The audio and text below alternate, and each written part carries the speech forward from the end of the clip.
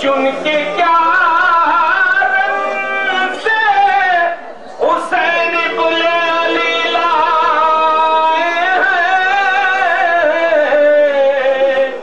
کھولا چادر کو تو قاسم کا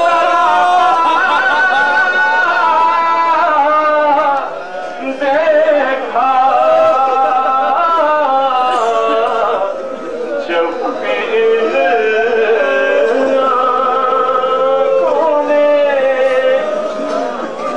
ہم کمے ہو گئی پینا ان دم توڑ دیا،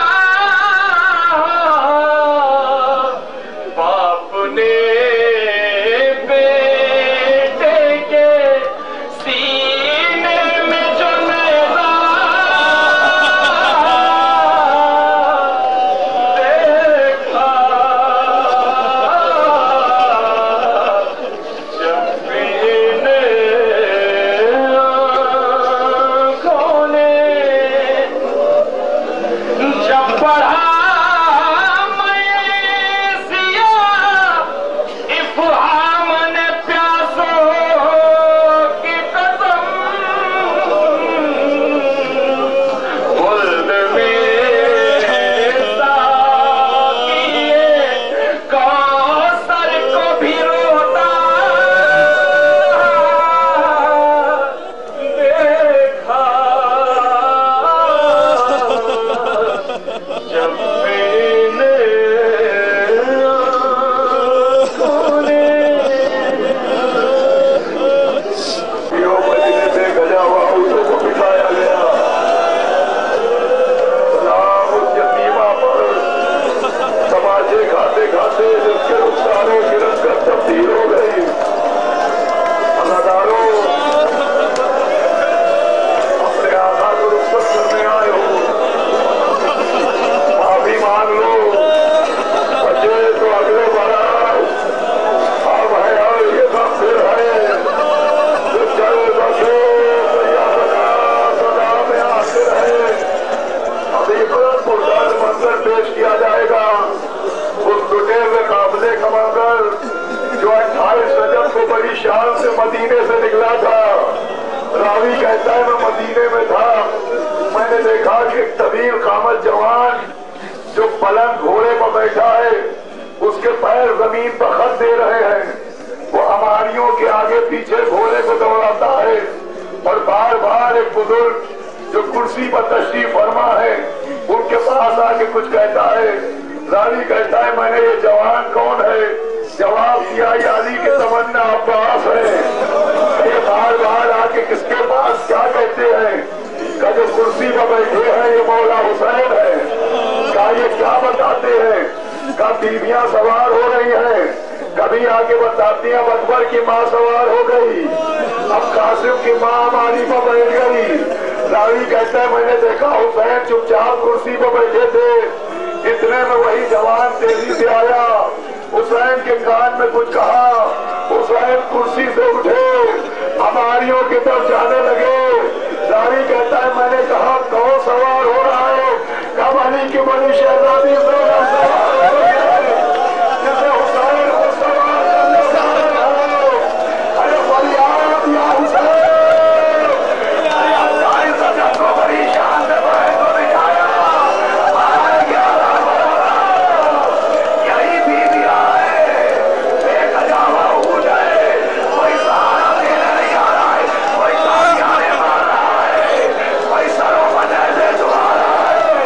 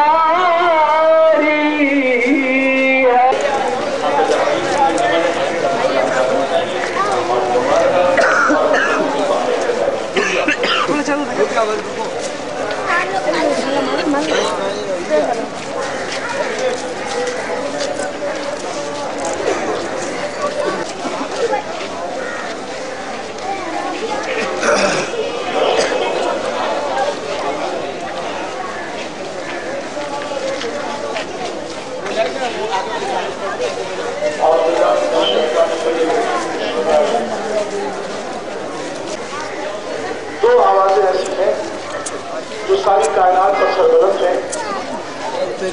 ایک فقرہ نانا کے کلمے کی زبان کا ہے اور دوسرا جملہ نواسے کے کلمے کی زبان کا اور دوسرا جملہ نواسے کی مظلومیت کی زبان کا.